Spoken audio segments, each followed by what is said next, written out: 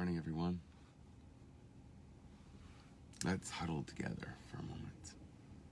I want to share with you an idea. So just sit back and think for a second.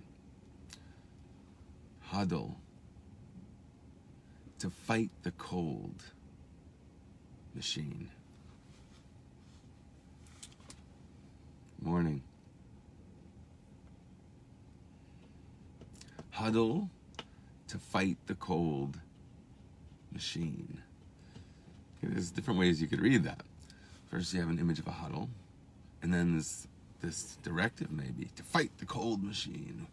To fight the cold, are you huddling to fight the cold, or are we talking about two different things?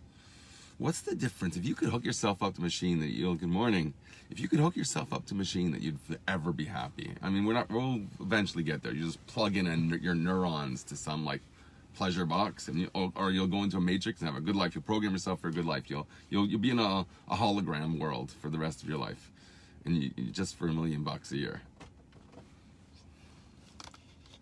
One day we'll get there, or you'll take some pill and you'll feel good, and it will like make you sell your soul or something like that. Like the flip side, obviously, who wouldn't take such a pill? There's no side effects. Have a good life. So what's the difference between our world, which I say, on the basis of a teaching that Rabbi Merkur posted, I think it was from the Alter Rebbe, that God creates a drama for us. What's the difference between that drama and the cold machine's drama? Cold machine, maybe it's fun, it's great, yeah, but it's cold. There's nothing behind it. You're not connecting. So you could be involved with the world and not really have any real connections to the creator or the whereas ours is a huddle. We're like one with God in this. It's not just a random pattern in your life that unfolds before your eyes, like some kind of matrix that you're sent in. But your every moment experience is huddling with God. You're having some kind of interaction with God, and your role in it is how are you going to respond to what God gives you? Are you going to be? Are you like spiteful? Lots of people have that. Because of this, I can't love God anymore. That people have that attitude.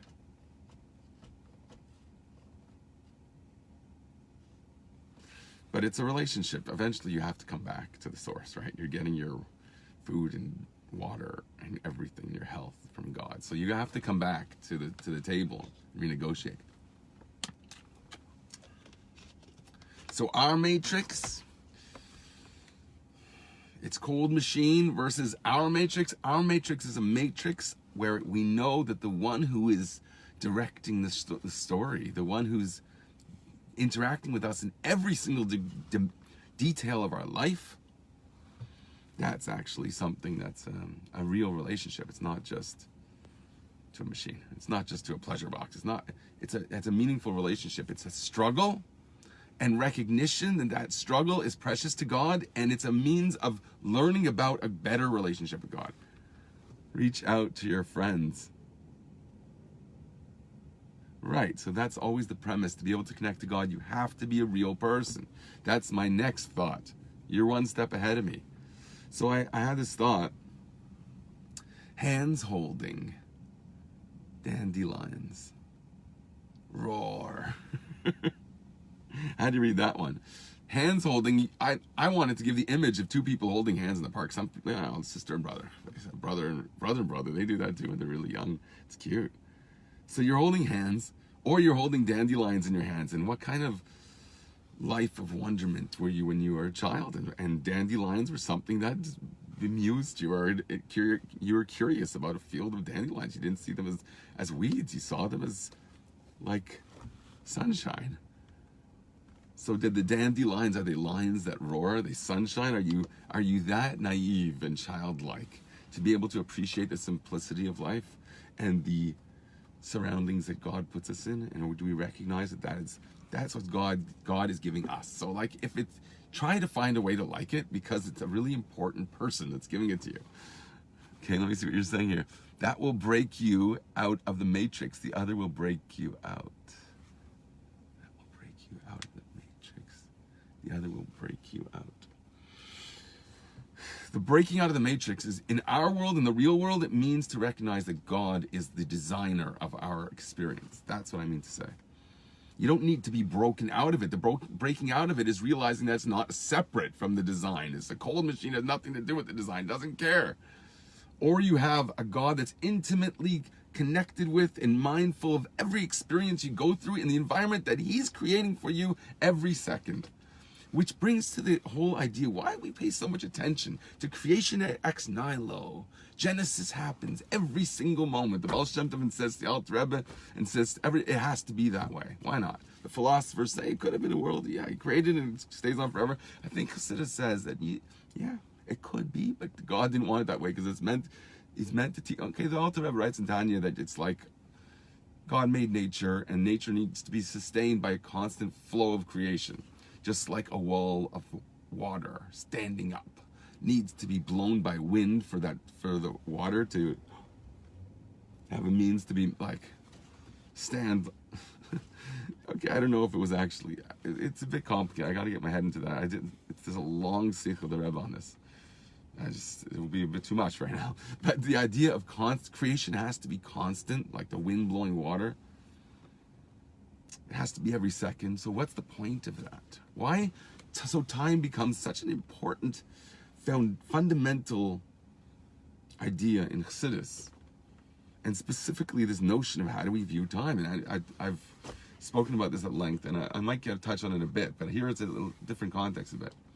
The importance of God creating every second, every minute, every instance, means that you have the ability to recreate yourself every moment. It's a brand new world every instance, and I only have the responsibility to conquer that world right now. I could be whoever I want right now. I could attain that. That's the power of Bechira. Rambam writes at length about the importance of being able to have free choice. What that means, it's the ability to do that, to recognize, since God creates the world every second, he creates me anew every second, and I could be the best me. I don't have to have any baggage. I don't have to have any fear. Live right now with all that unfolding in the most beautiful way. It's the recognition that the now is the future, which is great. And why is it great? Because it's the past. And what's the past? Past was you and God, nothing else. You're in a private room with God, just eating grapes. My son, who was like really well adjusted and mature, went on a fit one time. Buy grapes! Buy grapes! I think it was Shabbos even. Or maybe, I don't know. It was Erev Shabbos and I didn't have time to go out and buy grapes. But he went crazy. He couldn't stop saying that. I think I ran out to get him grapes. I don't know. I'm that kind of guy.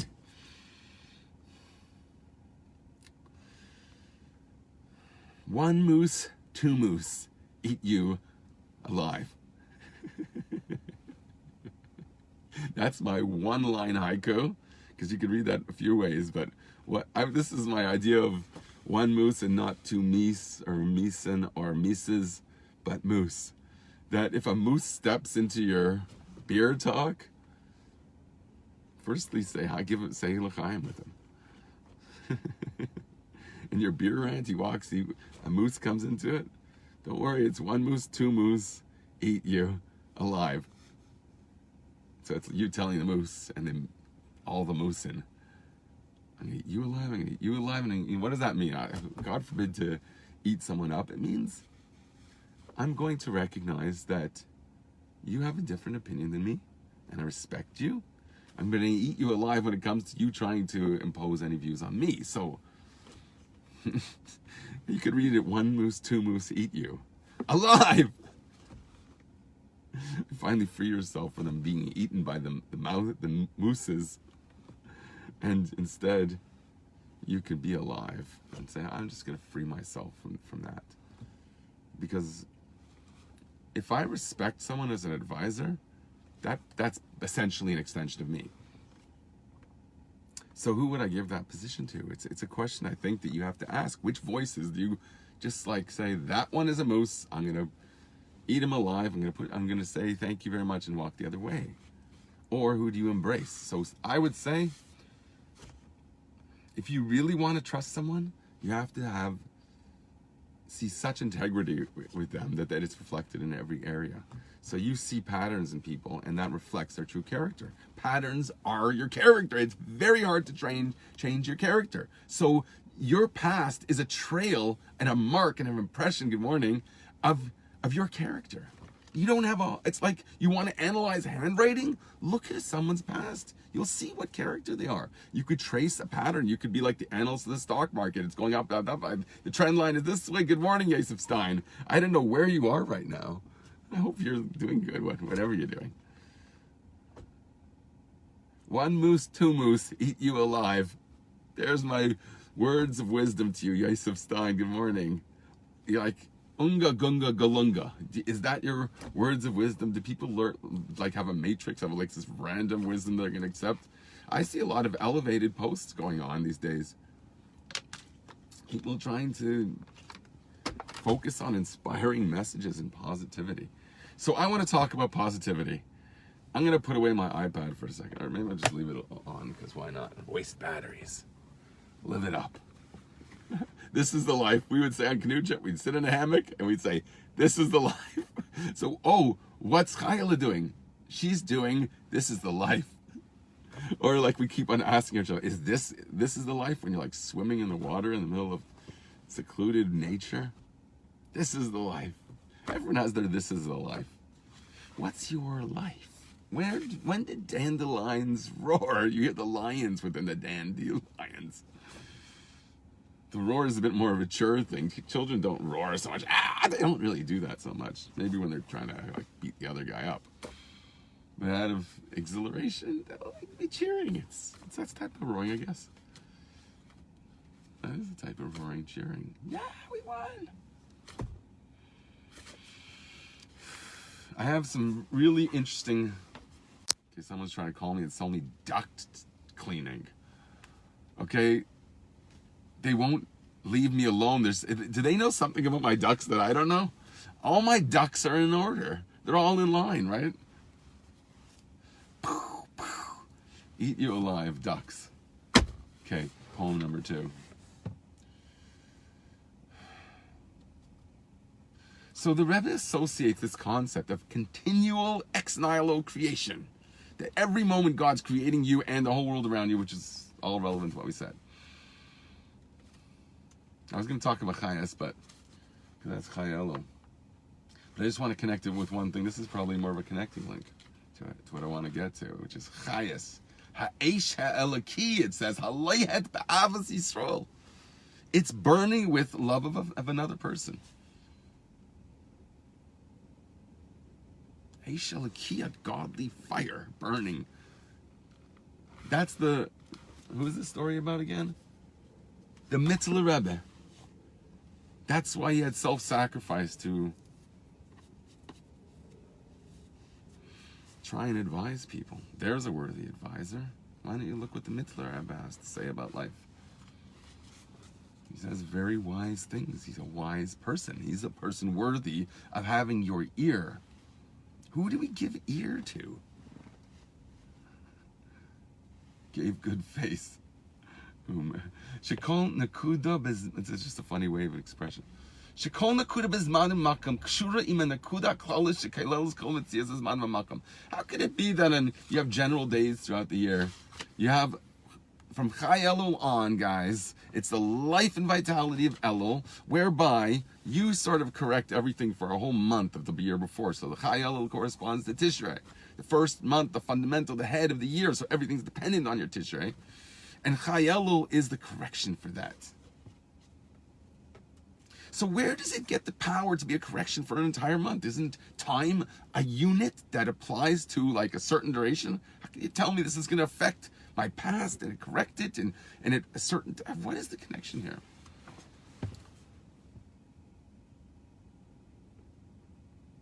So God creates not only space every second. We always think of creation about space, but he creates time also. And therefore, since every moment contains all moments together, because God's creating the entirety of creation, past, present, and future at once, all the time. So you can only experience it as a moment, but in that moment you have to know it contains the future and the past in that order, always. I don't know why. That's the way the Rebbe said it.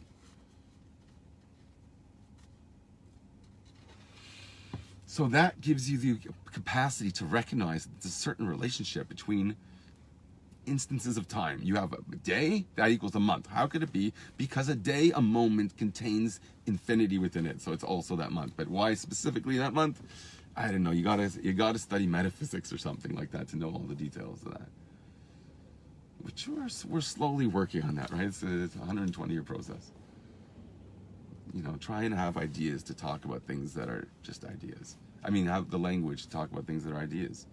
Well, it's the Kabbalah, maybe. It's the Kabbalah. It's like very clear what they're getting at. And why they have to speak in the way they do. To talk about things that resonate, you have to be alive. You have to see that dandelions are not weeds. They're lions that roar. You have to be childlike enough. Zelig is here watching. He says, hello, Rabbi. Hello, Rabbi Zelig. Good morning to you, too.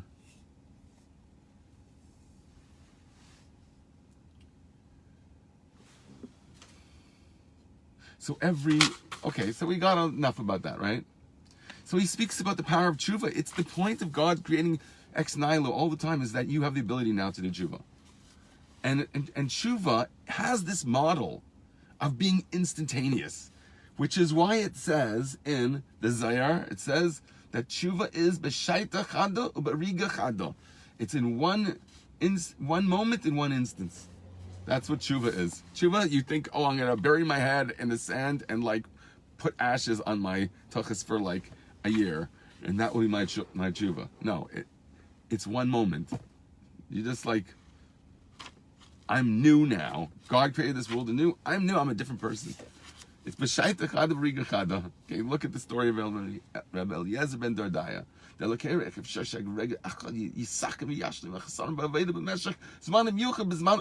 you screwed up for so long, you could just, that's like, seems unfair. Shouldn't it be mida keneged mida, perfect balance in the universe? You screwed up for 5 years, it should take you 5 years to do tshuva. Why should it be this imbalance?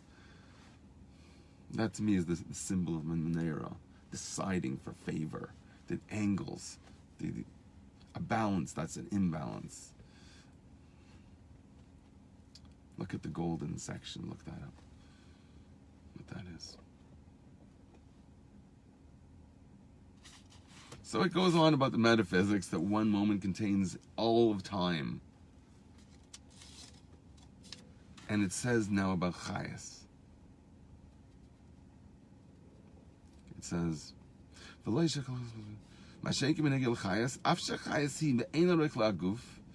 though the vitality is infinitely higher than your body,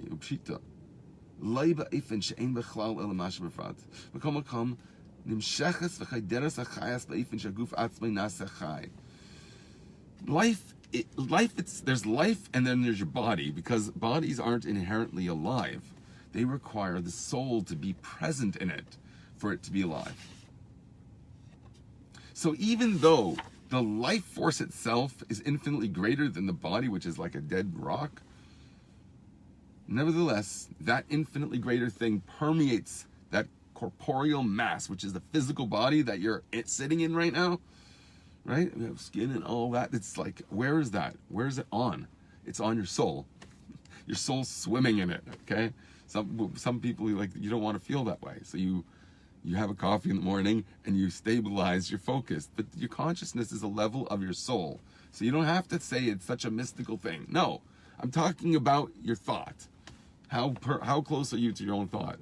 I shouldn't even ask that question. So the Rebbe says, "Chayas hu inyan atzmi." It's an essential thing. Why do I care so much about chayas? Firstly, because the Rebbe speaks about it like every day. It's the key to everything is chayas. But you know what? I've probably mentioned once at least. I was very well behaved on Purim this year. Okay? Don't hold it against me. I got worse as the night grew on. But when I had guests, I was trying to keep myself not too inebriated, because why should I make an idiot of myself in front of guests? What would be the point of that? So I tried to be like a shaliach, normal guy. An important guest there. And afterwards I learned, even though I tried to be really normal, I learned that they would criticize me for being too impassioned. I don't know any other word to describe it, even though that's like a positive thing usually. I want to give you an image of impassioned. After Tafshin Nun Bases Chav Zayin other stroke, the Rebbe, they would have rallies to give chayas to the Rebbe. Here we're talking about chayas. The Rebbe said himself in the heart attack of Lamed Ches, the Rebbe said that when the Chassidim are singing and dancing and celebrating, expecting something good to happen, that gives chayas to the Rebbe. The Rebbe is the chayas of the Chassidim. Moshe Rabbeinu has all this power because of it, the Jewish people. He lost it when they sinned. He lost his strength. He couldn't hold the tablets. He was too weak.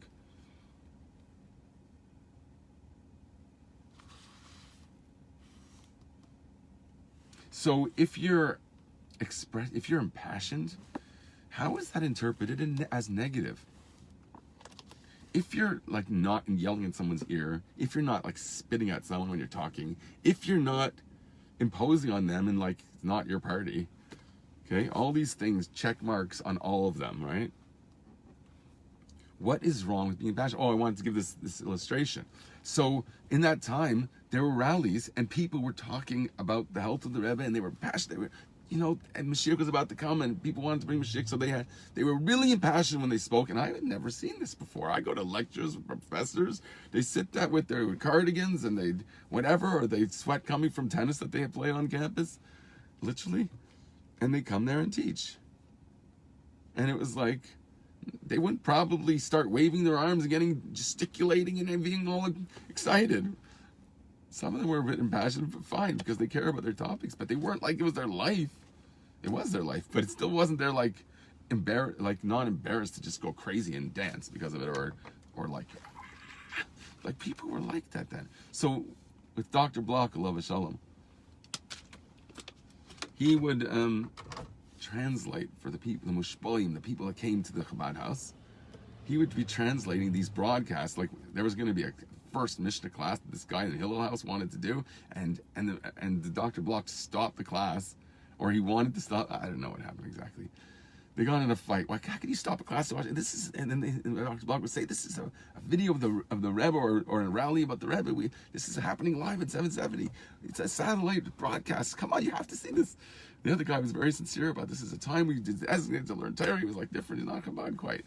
Maybe a little bit friends of Chabad, or Rebbe doesn't. Oh, the Rebbe does like that expression. Okay, so he would be translating what they're saying, because they're saying in Yiddish mostly, or a lot of words in Yiddish. But when he went into English and he kept talking English, Dr. Block didn't change his thing. He kept on translating the English into English, and so it was an echo. It was pretty cool, but reinterpreted by a professor of philosophy instantly. So that was really cute. So, but that's an idea. I'm just giving you an image of when people care about a message, they speak in passion. And a Purim party, if that's not a venue to do that, I don't know. That's a bit sad, I think, that people are so reserved that they can't have someone stand on a chair once in a while and say something that's important to them. Okay, if someone's talking about we got to do the revolution of the alien and bring in the aliens into our world, or the opposite, we have to fear, and he gets up on a chair in your house doing that, please don't ever let that guy in your house again. Okay, I do. Yes, I have people not too far off from that. Sometimes they go on rants that seem at that level. But yeah, I like them. I always find some way to these are smart people. Often people that are a bit eccentric, let's say, are very smart. I would say most of the people like that I know are very smart. I can think of a few others, but that's not really okay. You have a spectrum. You have extremes mostly. It's not like the average guy that's a bit not normal. It's either you're really missing some things, or you have too many things to control. So the idea of chayas to me is very important, because I want to see the world as dandelions and not just weeds. I want to roar through life. I want to enjoy life. I want to live life. And, you need a lot of resources to really express that. So God should bless everyone with whatever they're passionate about. Hopefully it's something worthy. They should be blessed with abundance, and so they have the resources to be able to do it. And I say this to myself too, because I have visions, I have plans, I have dreams. I want to do a lot. So I want people to join with me. I met with someone recently, and he admitted that this is not my dream. This is not yours. But to do what you're talking about requires that I have to immerse myself in that. So I have to really, if I'm going to really throw myself into something, I want to really believe in it. And this is not my vision. This is yours. So I was really, I felt like maybe I didn't give over my vision with enough zeal, which I did. I gave a lot of zeal. And then you have to wonder, is this crazy guy speaking about aliens to someone? You have to have a little bit of that sensitivity, even though we believe that our matrix is the true matrix and yours is the false matrix. Right? I have the true understanding. The meaning of life is I'm privy to that, and yours I disagree with.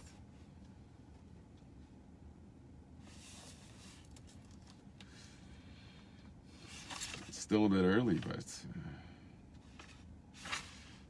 I might stop here. I had one other thing. I actually had a lot of other things. Yeah, well, not too much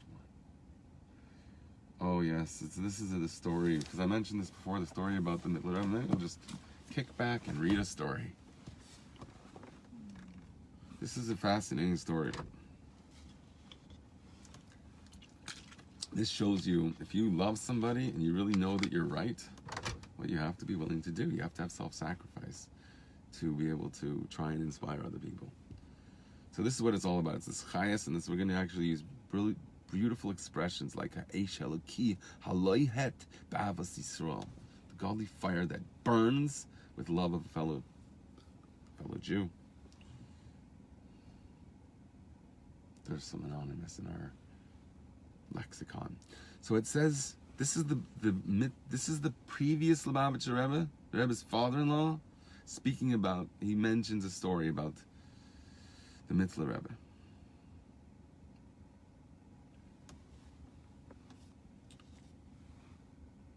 So it's known in stories, many stories about the Mithler Rebbe, that he would be very concerned about the spiritual needs of the Chassidim. And it really pains him when he saw that they needed more help.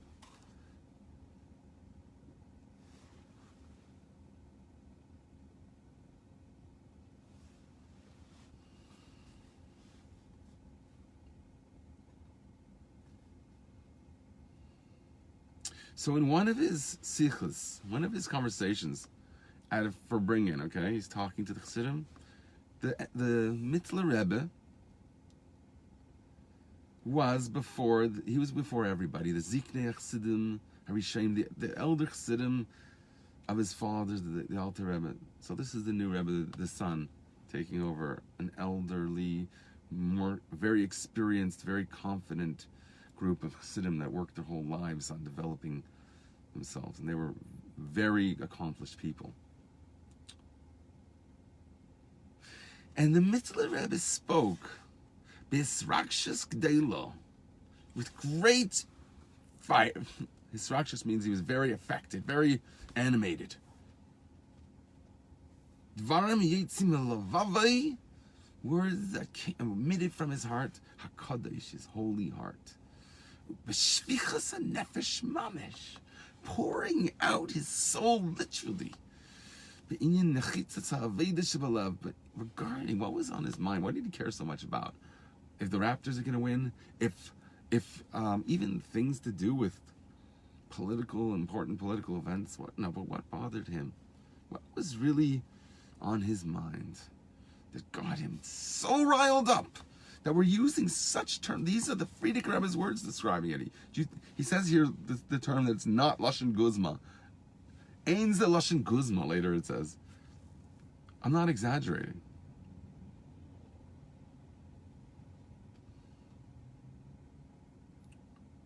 So what was bothering him so much? Patient prayer.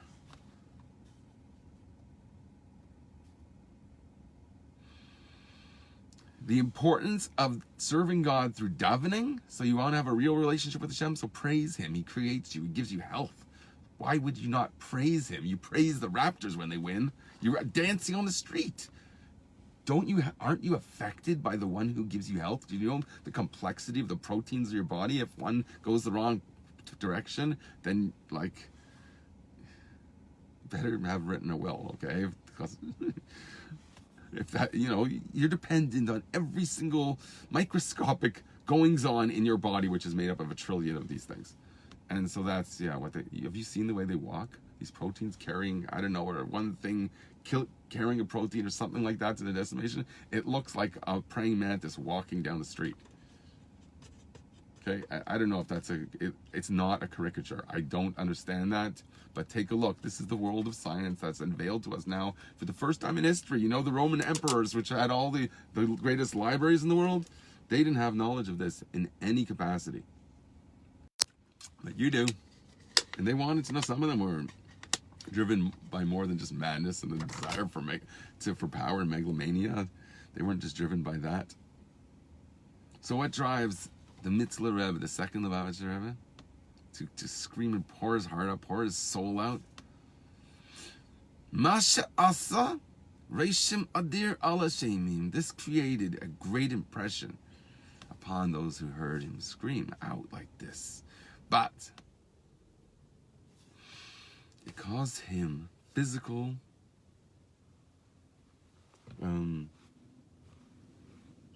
ailment. Chalash halev ve'reya.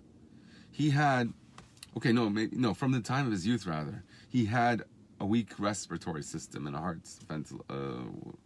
whatever they're called, circulation system, like the heart and the respiration, which is the lungs. It negatively harmed his health to be so impassioned. So how important was it for the Mithler Rebbe to express his things with passion? Was he willing to offend somebody? Well, probably more than that. He was willing to risk his own health, and which means he wouldn't be able to have a positive ongoing effect. So he knew that, but at that moment, remember we're talking about time being all in one moment, you have to throw everything into every moment. I don't care about tomorrow. I have to reach out to who I can today. One time after for bringing, when he was speaking about this tefillah, he got ill for days. And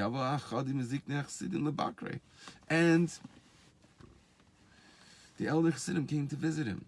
Why did you speak so fiery at your lecture, professor?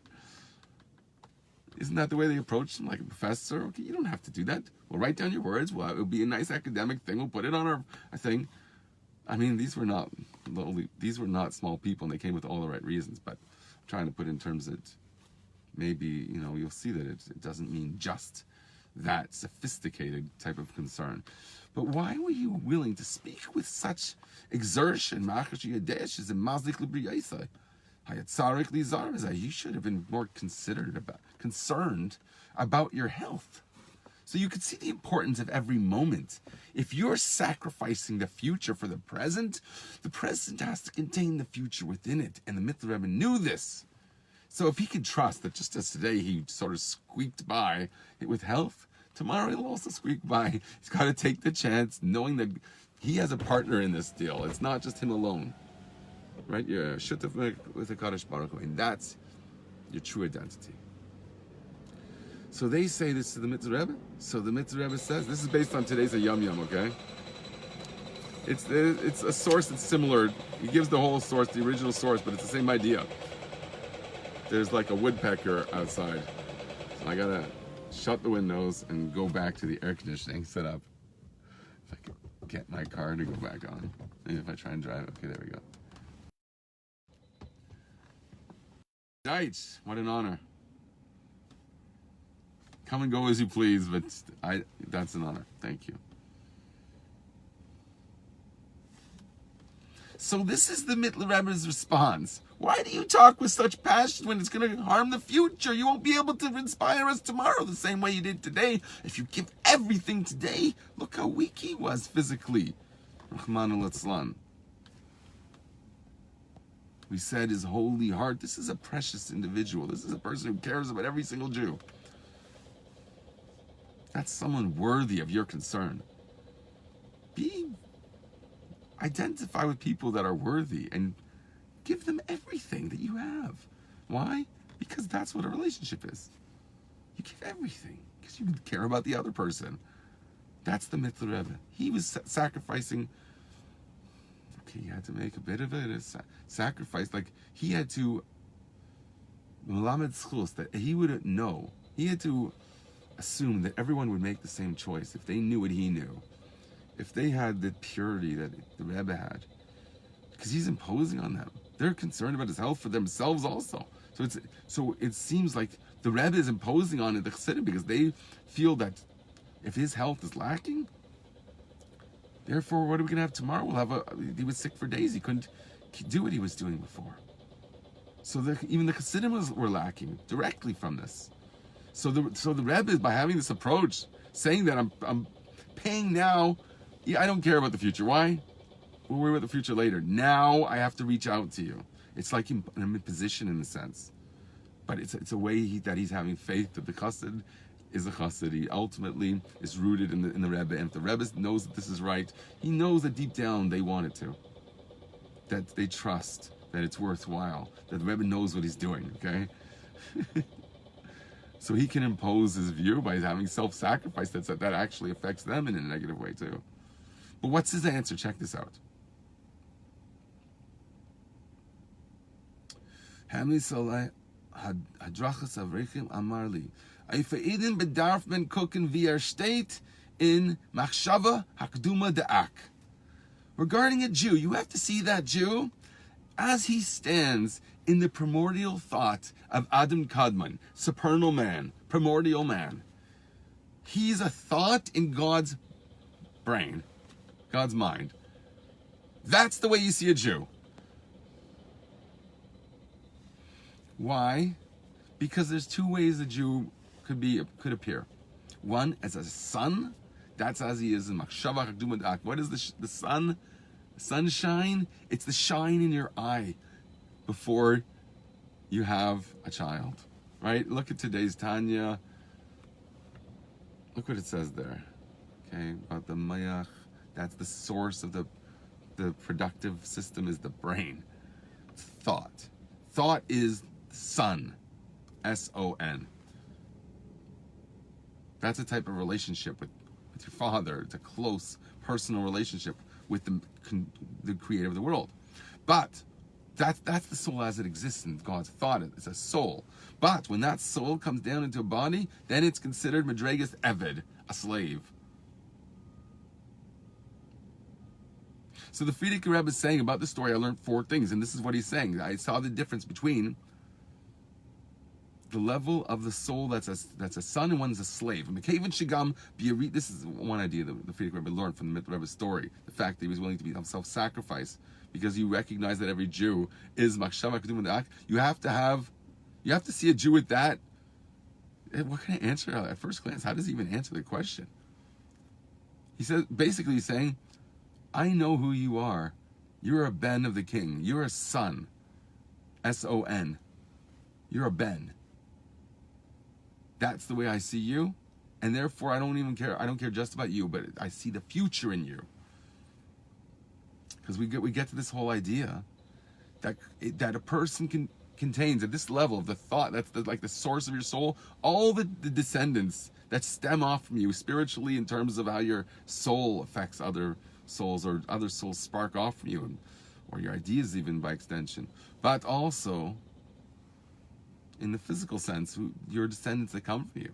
You contain everything that's going to happen to them. It depends on you now because they're a product of what you do. In every aspect. Okay, you can go on at length in discussing it in what sense.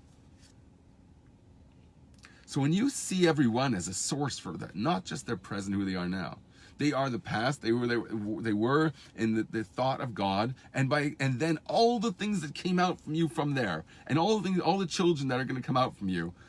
When I see how precious that is, I'm going to sacrifice my now because I see the future in you now. Okay? I'm going to sacrifice my future because I know your future. Your future is you're going to have so many children, you're going to interact with so many people, you're going to have influence on so many people, and I'm speaking to you now because you are an important thing. You're rooted in the essence of God, and therefore you have so much power. You resonate in so many levels, affecting so many people. That's worthy of him sacrificing his personal future for so many people's future, because that's how many people it affects right now. Okay, that's a bit complicated, but I think that idea is clear and important to take to heart. So I'm skipping around a little bit. It gets to this fascinating thing about imashpil and makabel be'emeshtem ke'echad. Truly, you have both aspects. Makabel me'misha l'mayla memenu, mashpil l'misha l'matu memenu. Everybody is both a leader and a follower at the same time. Everybody. Why? Because there's one guy that sits on his totem pole higher than you and one guy lower than you. So you listen to this one and you talk to that one. And you know what? The bottom person inspires the one at the top too. Okay, so it's all a circle and everybody influences everybody. Sometimes you have to depend on the heel to get you somewhere. Like they were in the heels of Moshiach, the Ikvus of Moshiach. Specifically now that everything's unfolding.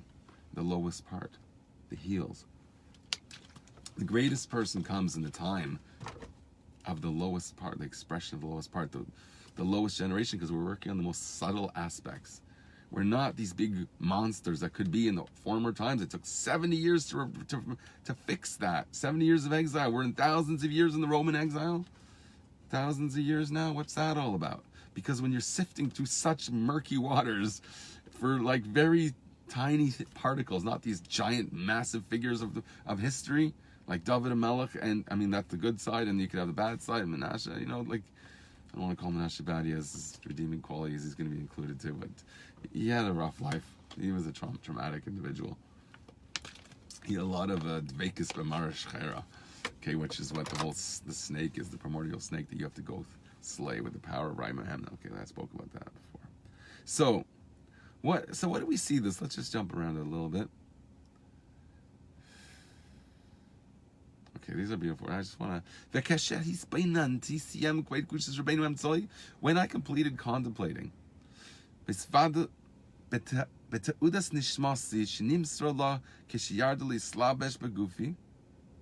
one second. I'm sorry, I have to back up one bit, because he says that this that you have to see a Jew as he stands in God's highest thought. It's not that you just see the other that way. You see yourself that way. That you are someone that is rooted in the very Machshava Keduma Da'ak, the highest level of godliness. You have to see yourself that way. So people, when someone asks you, are you a Rashi? You think you're a tzaddik? Are you a Rashi? This is the way the Rebbe says you have to see yourself. What could be a greater proof than that? I mean, I've had this debate with so many people. And how do they go against these words? That's the way you have to identify. Identify as Machshava Keduma Da'ak. You have to see yourself. This is what the Mithler Rebbe says. If he wasn't just talking about others. I see you that way. That's why I'm going to do this for you. I'm going to sacrifice myself for you. No. For myself, I see myself that way. I have future generations to inspire them, and everything depends on the single moment now. I want to teach him that lesson. So if it means that his health is going to be affected, and he's not going to live in long, chas v'shalom, or something like that, he was willing to make that sacrifice, because there's a lot that's upon his shoulders, a lot of responsibility, a lot of burden.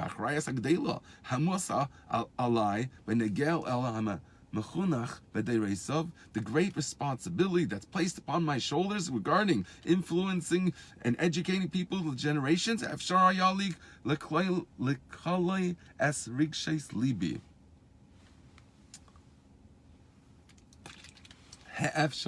that means that it made it possible, enabled, that I was able to lichloi es rigshes libi, lichloi,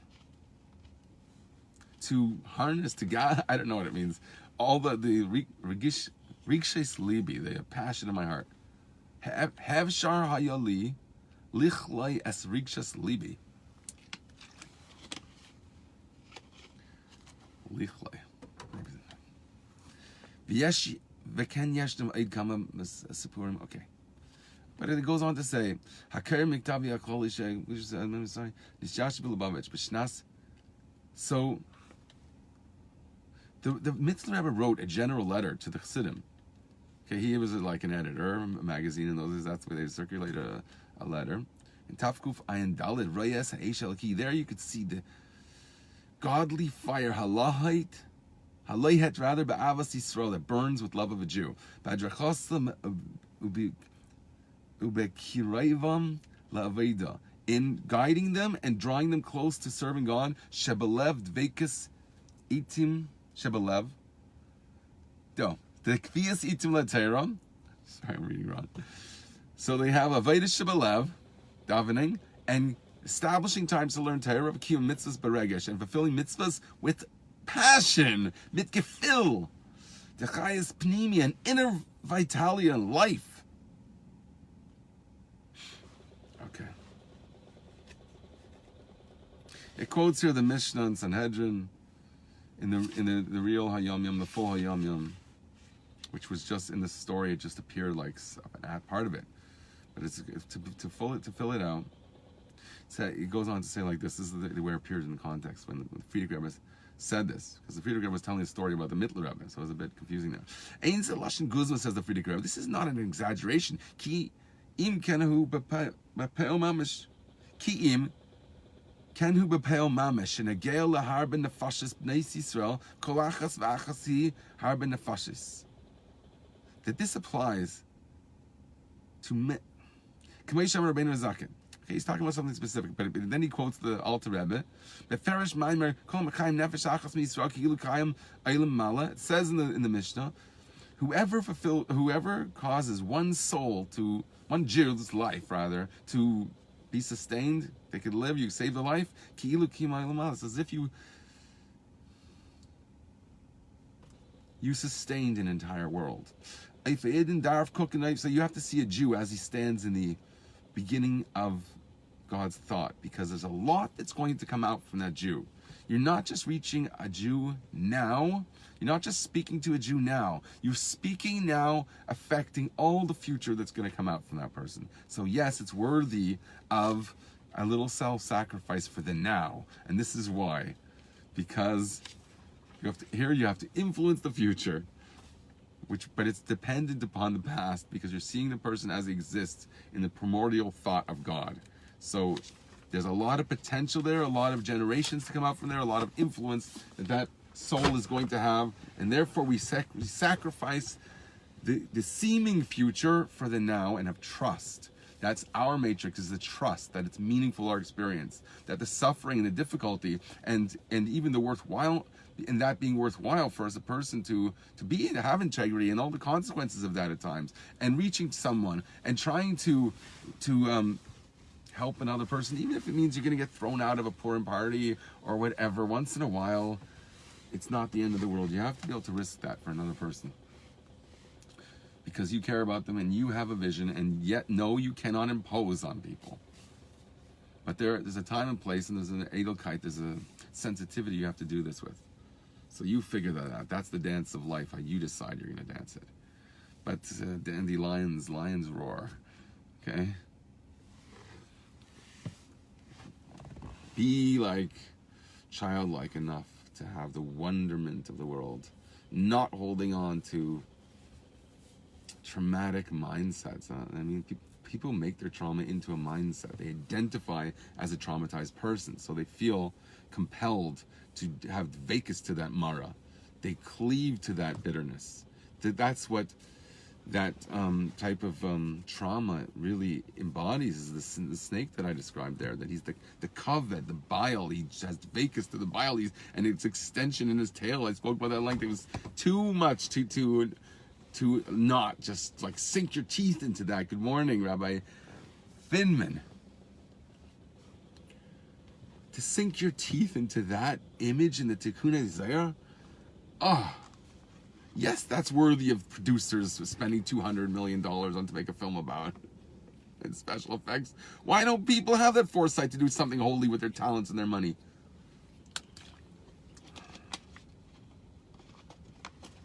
Why? Use your time, use your energy to influence the world in a positive way and make your dreams come true. And they better be good. Don't care about not just yourself, care about other people and bring light to everyone's life. Okay, so if you want to define your sphere of influence, you only want to be very restrictive about it. Okay, but welcome people into that environment then more. Push yourself a bit into that, like get out of yourself a bit. Live a little bit on the edge when it comes to adding light in the world. I'm not telling you not to go to the bar once in a while and wear anything but a white shirt. I'm not saying that. I'm saying be compelled to be a bit nicer than you want to be. And you know what? That will have a ripple effect and affect all the generations. That's the Machshava Dumadak. Okay, with that, I will bow out for the day. And you could talk now. I'm sorry if I missed any comments from before. Okay, people are quiet today. Maybe sometimes we want that quiet moments. Like, now my battery's not quiet. It keeps on interrupting. Sometimes we need that quiet moment. Like I like to roar in the mornings, and then in the afternoon, I'm a better listener in the afternoon because I'm just shutting up at that point. Sometimes you got to speak. Sometimes you got to be quiet. Doesn't it say that in Mishlei? Or is that Koheles? Okay, I'm getting mixed up now. Mishlei. Time to what? Time to speak. A time to shut up. We need that. Melilos.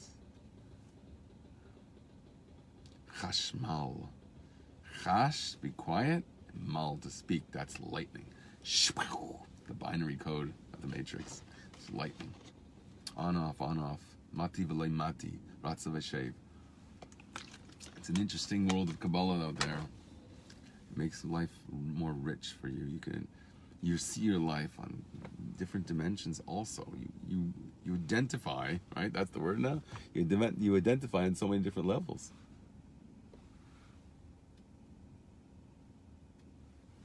We identify in so many.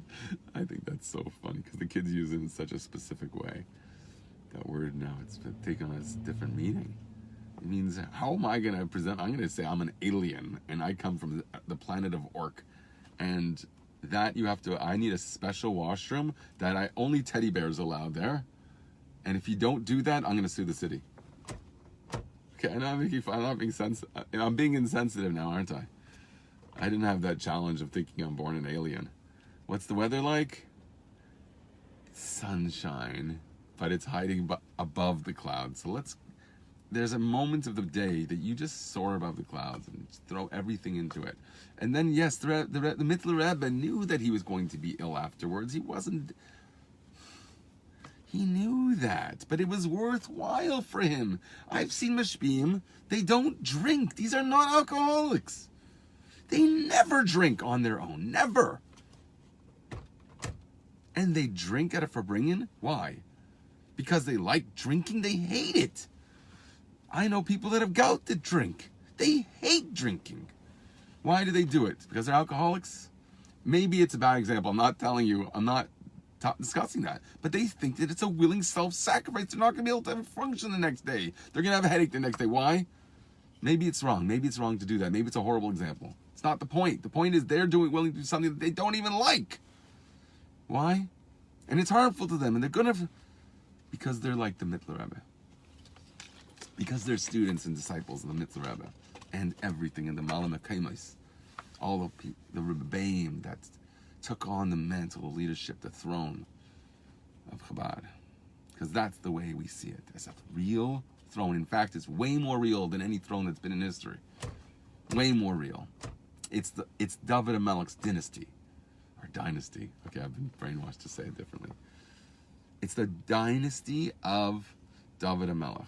That's what it is. Because if you I don't want to diminish it by giving an example that's going to diminish it. So let's just leave it at that. It's a royal, destined pedigree, is that the word? Royal dynasty. So the Rebbe's teachings are not just good teachings. Good, they're nice teras. They're geschmack tera. No.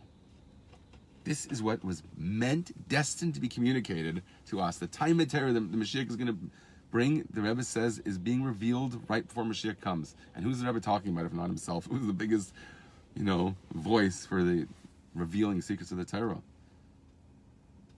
Maybe in history.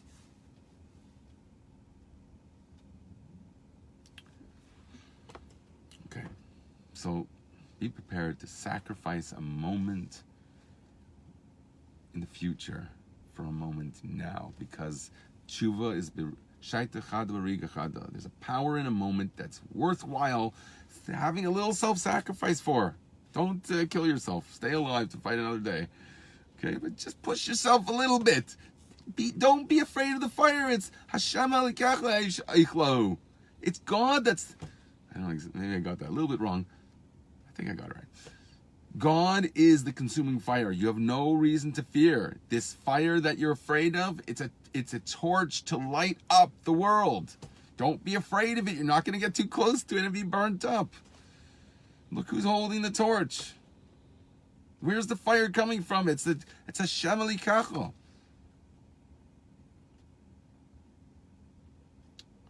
It's Hashem. It is the merciful creator of the world. Okay, it's not a matrix that's a cold machine. It is it's our deity. Okay, deity is what El is all about, and it's actually the expression associated with tefillah, if I remember correctly. Okay, I learned a bit about that. I'm just ranting now because I said what I wanted to say. But tefillah, it's all about tefillah. So, rah tefillah, get into it. It's about davening. It's about prayer. That's what that's in my opinion what it comes down to. If you really want to accomplish something more than just like how many zeros in your bank account or how much food can you stuff into your gizzard. Something more, trust me. I want people to drive Menachem Foyer crazy, to go out with me again, go bowling with me and have a riot together, because I don't know, I'm really cocking in this idea of just being normal.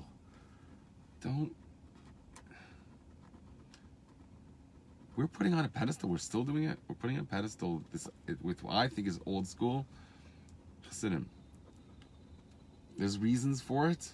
I respect them. I think that it's not the ideal approach for right now.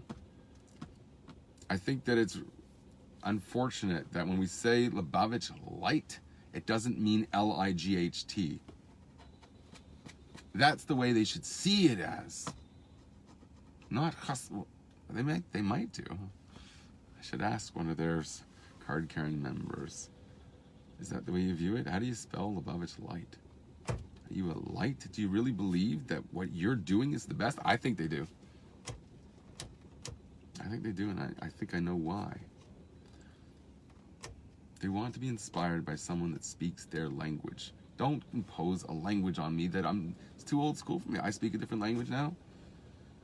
I've been exposed to this culture for so long. Yes, I haven't become, like if you're in a land where there's green people, like you live there 1,000 years, guess what? Your kids are going to end up green somehow. Just that, look where all the Jews lived throughout history and see how they look. They look like their host countries. Explain that to me. Okay, yes, I know how things work. But think about what it means here. One moose, two moose, eat you alive. Unga gunga galunga, have a great day. Okay? It all sounds like unga gunga galunga to you, right? Whatever. If you're just tuning in and you hear a weird phrase like that, you have no clue what I'm talking about. You'll say, this guy, he has a big nose and he's a weird dude. What are you going to think? I know that, but just something will drive you back if you're meant to hear this message. And you'll say, okay, oh, I see how it evolves. it actually becomes code for a whole talk. So I could refer to whole hour-long talks with a stupid phrase. That's why I do it. There are people that are trying to shut me up on a very strange basis. It's related to what I said before. Okay, I don't even want to talk about it. It's negative. So we'll end hands holding dandelions. Roar.